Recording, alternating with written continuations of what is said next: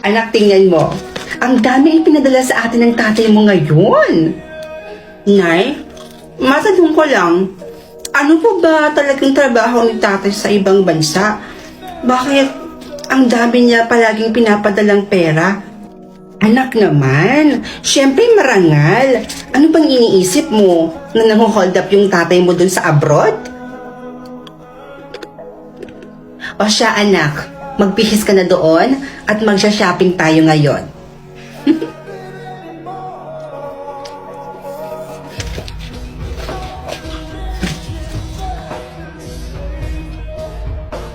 Nay, nagpadala na naman ba sa inyo si tatay?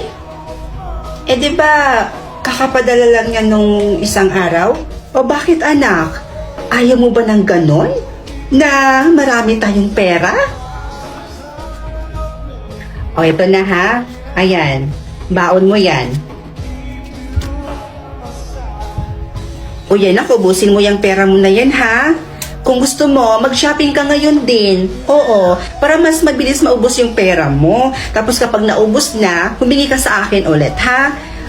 Ano kaya kayo ng mga kaibigan mo? Puntahan nyo kung ano yung gusto nyong puntahan, mag-travel kayo, ganun-ganon. Gumastos ka lang anak, humingi ka lang sa akin kapag naubos na yung pera mo.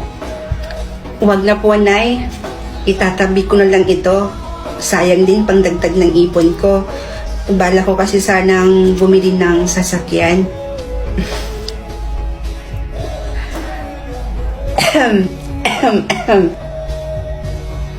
Oh. Oy, ano pang hinihintay mo dyan, anak? Eh, testing mo na yung kotse mo. Nandoon na sa labas yung paborito mong kotse. Totoo ba to? May sasakyan na ako. Tay, bakit ganyan po yung tono ng boses nyo? May sakit po ba kayo? Baka inaabuso niyo na po yung katawan nyo kakatrabaho. Eh, ang laki pa naman ng perang pinapadala nyo dito sa amin sa Pilipinas. Tay, may itatanong lang po sana ako sa inyo. Ayaw po kasi sabihin sa akin ni nanay eh. Tay, ano po ba talagang trabaho nyo dyan sa abroad?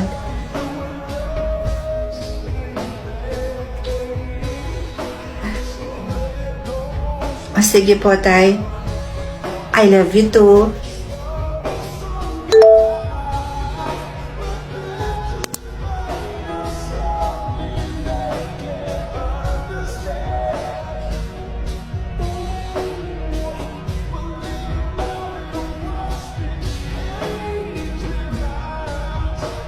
Ano pa naman yan, Berto? Magpagaling ka na yan. Paano naman tayo yan kapag umuwi ka? Diyan ka na lang? Ano ka ba naman? Magpagaling ka dyan, tapos magtrabaho ka na ulit. Tapos yung pipiliin mo makatrabaho mo, yung walang sakit. Nay, ay, anak, si tatay ba to? Si tatay ba yan? Sabihin niyo sa akin ng totoo, Nay. Ano po ba talagang trabaho ni tatay sa abroad? Bakit ang bilis natin yumaman? Oo na, eto na. Eto na, sasabihin ko na. Ang trabaho kasi ng tatay mo sa Malaysia, anak.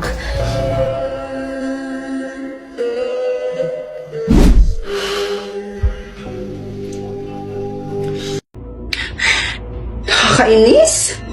Hay nako te, imbis na ma-stress ka dyan, isukat mo na lang kaya to. Ang ganda kaya nito. Sigurado ka bang kakasya sa akin yan? Eh bukas na yung kasal ko.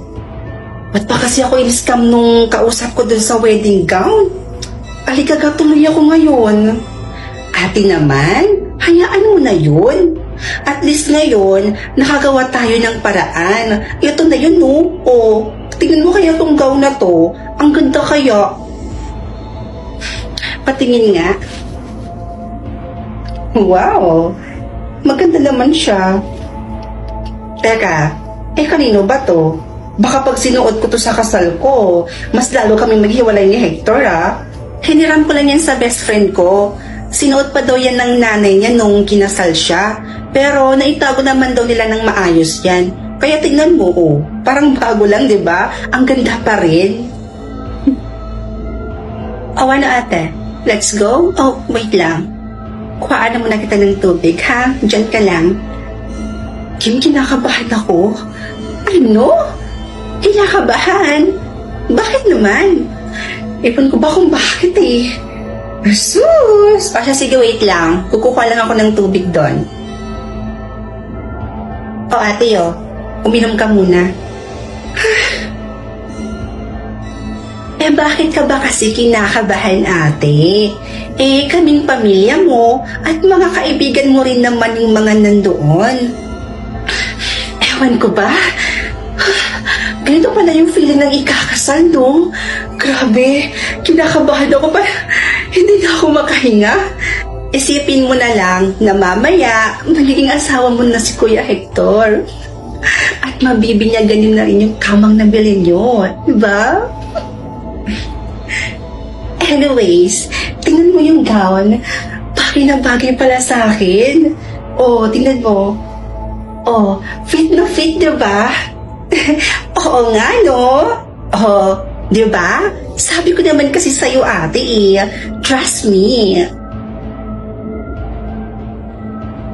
Kim, ano nangyari sa ate mo? Nahimatay siya habang naglalakad siya sa aisle.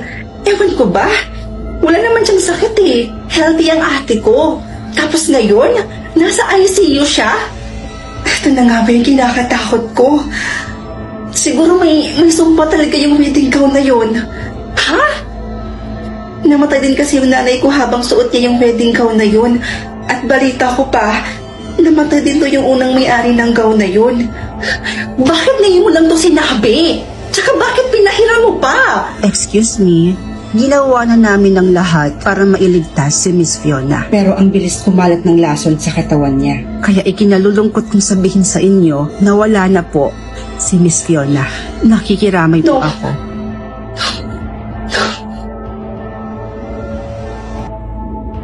Ngayon, humanda ka sa akin dahil susunugin na kita. Anak, tama ba yung narinig ko? Pwede mo pang isuot yan. Opo, itay. Dahil may sumpa ang gown na to. Naalala niyo pa po ba nung kinasal kayo ni inay na habang suot-suot niya ang gown na to, nahimatay siya at namatay din sa araw na yon? Katulad nung may-ari ng gown na to, di ba namatay din po siya habang suot ang gown na to? May sumpa ang gown na to, itay. Kaya dapat dito, sunugin. Nak, totoong may sumpa ang gown na isinuot ng nanay mo. Pero yung gown na hawak-hawak mo ngayon, hindi yan ang gown na isinuot ng nanay mo. Dahil ang gown na yon, matagal na namin sinunog. Po? So bakit namatay si Ate Fiona? Planado ba ang lahat? May kinalaman kaya si Kim dito?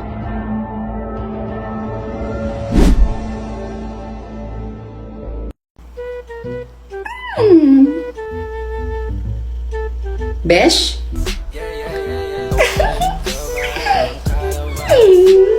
Ang gwapo mo talaga, no? Alam mo, bagay tayo. Ayun na ka ng tipaklong. Ikaw naman, Besh, nagugulat ka naman eh. Sino pa yung tinitingnan mo sa cellphone mo? Wala lang to, Besh. Asus! Wala daw. Uy, Besh ha, paalala lang bilang kaibigan mo. Huwag masyadong ma-fall at baka ikay masaktan.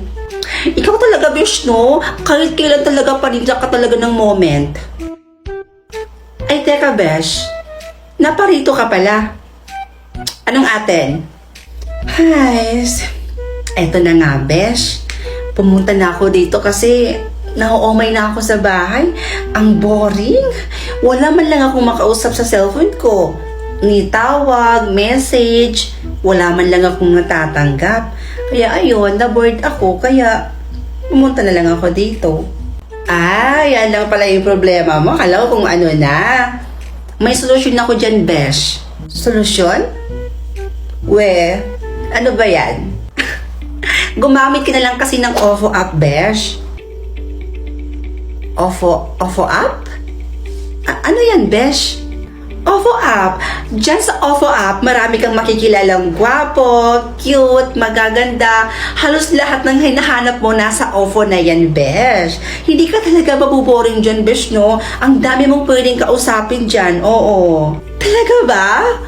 Kung ganun, ang ganda pala ng OFO na yan, besh. Ay, nako, natumpak mo talaga, besh. Kaya kung ako sa'yo, gumamit ka na rin yan para hindi ka na magwala dito at hindi mo ko asarin, para hindi ka na rin maboring ba? O siya, sige, gagamit na rin ako ng OFO app na yan at nang sa ganun ay may makausap naman ako pang araw-araw, di ba? Pero hindi naman ako maboring. Di tulad mo, in lababo kay Marvin. Sus, ang beshi ko talaga. Ay, naku, sakit ka talaga sa ulo.